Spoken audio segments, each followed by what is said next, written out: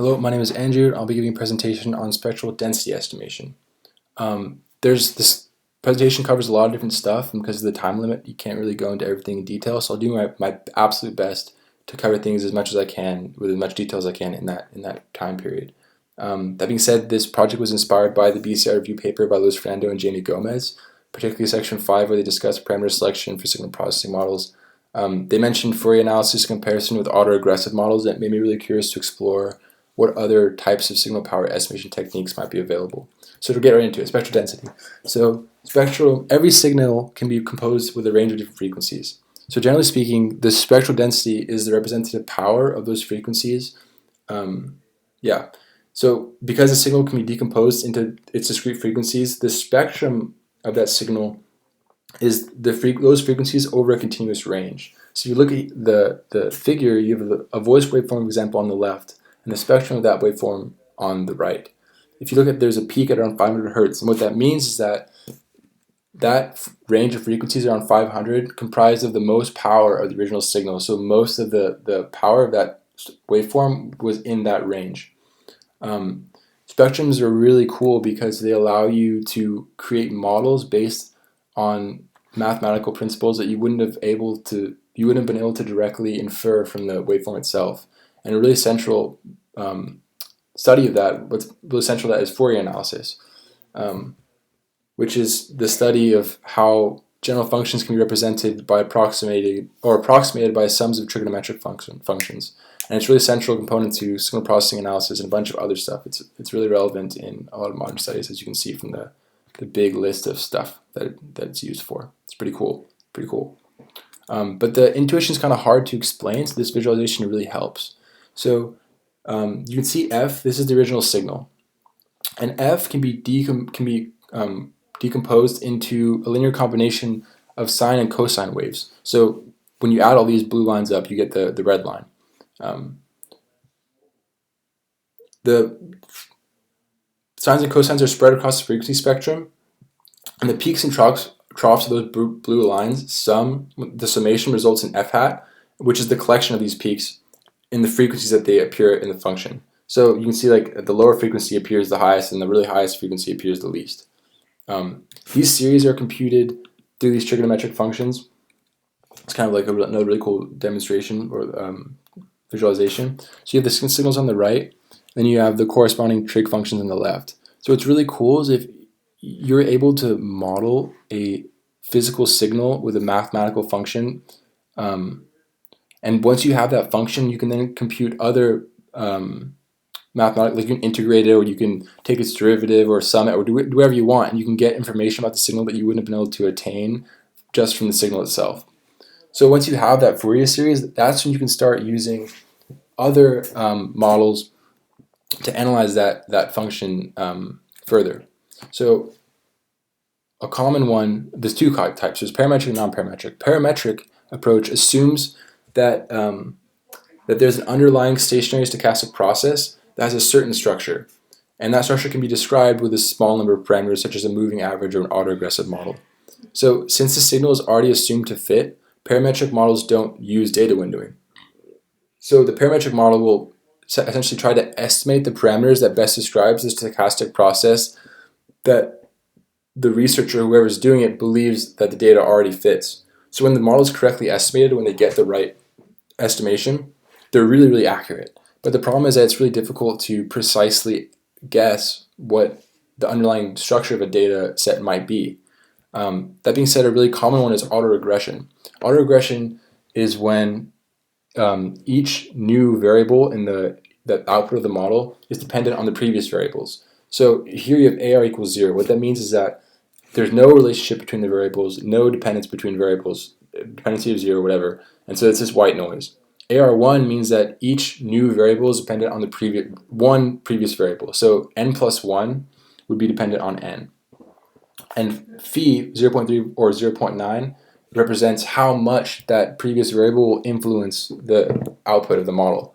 So at 0.3, it's still relatively similar to, it's almost like not that different from white noise, but when phi is equal to 0.9, it's a lot more smoothed out, and it kind of acts like a low pass filter.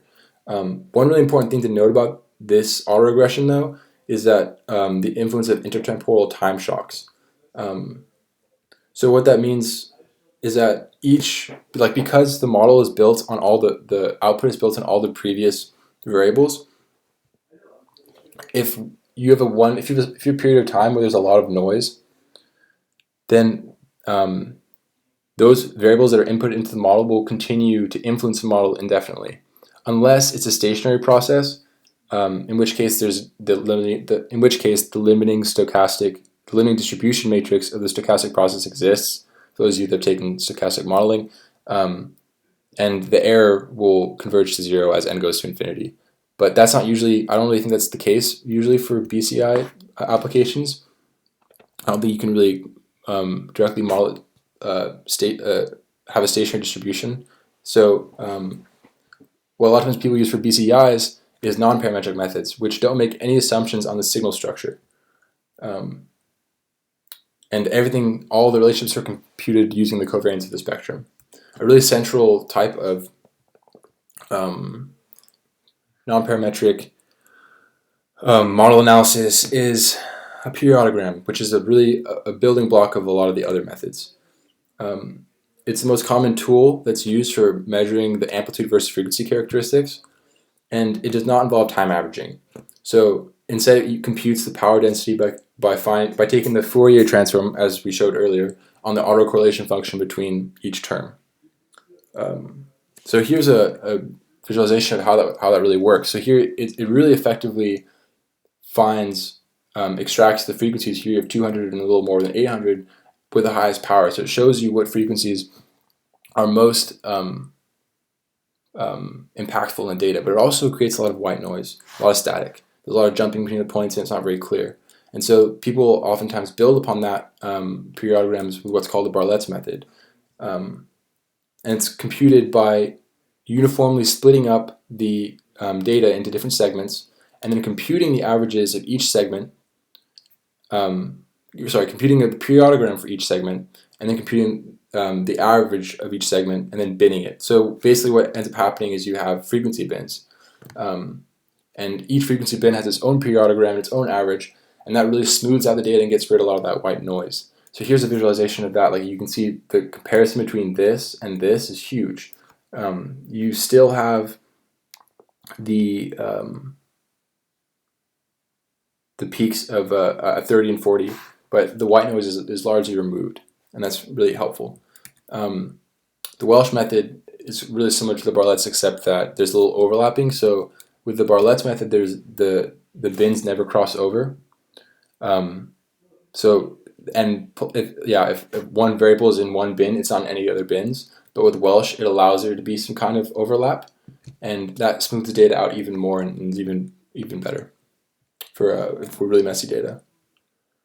That being said, there are some assumptions that are made for non-parametric methods. Conventional Fourier series analysis all assumes that the coefficients generated by the transform accurately represents the frequencies of the signal, but that's not always the case. If you have data with large amounts of noise, the time averaging might not be enough. So what that leads us to is another way. So if you tried to use time averaging with Welsh and Barlett's and didn't work, you could really look at multi-tapering, which is really cool. Multi-tapering. So here you have if you look at this, the function the black lines represent a traditional periodogram, and the red lines represent the output of multi-tapering. So multi-tapering works by computing multiple averages for each interval, which reduces the estimation bias with initial independent samples. So you have a certain section and you compute the average multiple times on that interval to really smooth everything out. The cost of that is that, as you can see, there's a lot less defined peaks and troughs. It's way smoother, and so it's a little more difficult to really pinpoint the frequencies that are the most impactful. But it does allow you to get a lot more clarity in the general structure of the data. So if you have a direct comparison between these different methods, periodograms, fast, easy to implement, but they have low resolution. Barlett's Wealth, high resolution, but it's computationally expensive because of all those averages that you have to compute. Multi-tapers are good performance in noise, but there's low resolution, as we mentioned, with lack of peaks. Yeah, so that's like I think I'm already like over my time, but that's those are the methods that I checked out, and thank you for listening.